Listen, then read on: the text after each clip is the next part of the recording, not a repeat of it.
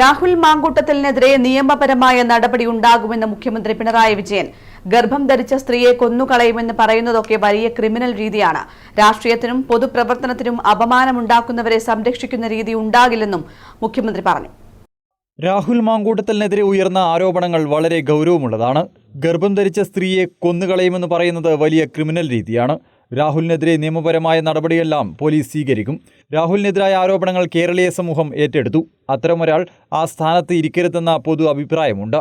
രാഹുലിന് എത്ര കാലം പിടിച്ചു നിൽക്കാൻ കഴിയുമെന്ന് അറിയില്ലെന്നും മുഖ്യമന്ത്രി പറഞ്ഞു. നിങ്ങൾ തന്നെ പുറത്തു കൊണ്ടുവന്ന കാര്യങ്ങളനുസരിച്ചാണെങ്കിൽ ഒരു സംഭാഷണത്തിൻ്റെ ഭാഗത്ത് ഗർഭസ്ഥ ശിശുവിനെ ആ ഗർഭം അലസിപ്പിക്കുക എന്നുള്ളത് മാത്രമല്ല, അങ്ങനെ അലസിയില്ലെങ്കിൽ ആ ഗർഭം ധരിച്ച യുവതിയെ കൊല്ലാൻ വലിയ സമയം വേണ്ട എന്ന് വരെ പറയുന്നിടത്തേക്ക് എത്തുന്ന അവസ്ഥ, അതൊക്കെ നിങ്ങൾ പുറത്തു കൊണ്ടുവന്ന കാര്യങ്ങളാണ്. അപ്പോൾ എത്രമാത്രം ക്രിമിനൽ രീതിയാണ് വരുന്നത് എന്നുള്ളതാണ് ഇതിൻ്റെ ഭാഗമായിട്ട് കാണേണ്ട ഒരു കാര്യം. ഞാൻ അഭിപ്രായം പറയേണ്ട ഒരു കാര്യം മാത്രമല്ല, നമ്മുടെ സമൂഹം പൊതുവിൽ അഭിപ്രായപ്പെട്ട് കഴിഞ്ഞിരിക്കുകയാണ്. അത്തരമൊരാൾ ആ സ്ഥാനത്തിരിക്കരുത് എന്നുള്ള പൊതു അഭിപ്രായം ഉയർന്നു വന്ന് കഴിഞ്ഞിട്ടുണ്ട്. പക്ഷേ ആ നിലയല്ല ഇപ്പോൾ വന്നിടത്തോളം കാണുന്നത്. എത്ര കാലം പിടിച്ചു നിൽക്കാൻ കഴിയുമെന്ന് എനിക്കറിയില്ല. വിഷയത്തിൽ പ്രതിപക്ഷ നേതാവ് വി ഡി സതീശനെയും മുഖ്യമന്ത്രി വിമർശിച്ചു.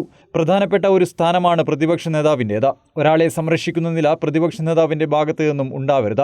അദ്ദേഹം പ്രകോപിതനായി എന്തെല്ലാമോ വിളിച്ചു പറയുന്നു. അങ്ങനെയൊരു നിലയിലേക്ക് അദ്ദേഹത്തെ പോലൊരാൾ പോകാൻ പാടില്ല. ഇത്രയെല്ലാം കാര്യങ്ങൾ വന്നിട്ട് അതിനെല്ലാം നേതൃത്വം കൊടുത്ത ഒരാളെ സംരക്ഷിക്കാൻ തയ്യാറാകുന്ന നില, അത് പ്രതിപക്ഷ നേതാവിനെ പോലെ ഒരാളുടെ ഭാഗത്ത് നിന്ന് ഉണ്ടായിക്കൂടാത്തതാണ്. മാത്രമല്ല, അദ്ദേഹം അങ്ങ് പ്രകോപിതനാകുകയാണ്. പ്രകോപിതനായിട്ട് പിന്നെ എന്തെല്ലോ വിളിച്ചു പറയുന്ന അവസ്ഥ സ്വീകരിക്കുകയാണ്. അങ്ങനെയൊരു നിലയിലേക്ക് അദ്ദേഹത്തെ പോലൊരാൾ പോകാൻ പാടുണ്ടോ? ചിന്തിക്കേണ്ട കാര്യം, തൻ്റെ പാർട്ടിയിൽപ്പെട്ട സീനിയേഴ്സ് അടക്കമുള്ള ആളുകൾ എന്തുകൊണ്ടാണ് ഇങ്ങനെ അഭിപ്രായം പറയാൻ നിർബന്ധമായത്? പരസ്യമായി പറഞ്ഞല്ലോ. News desk Kannur vision.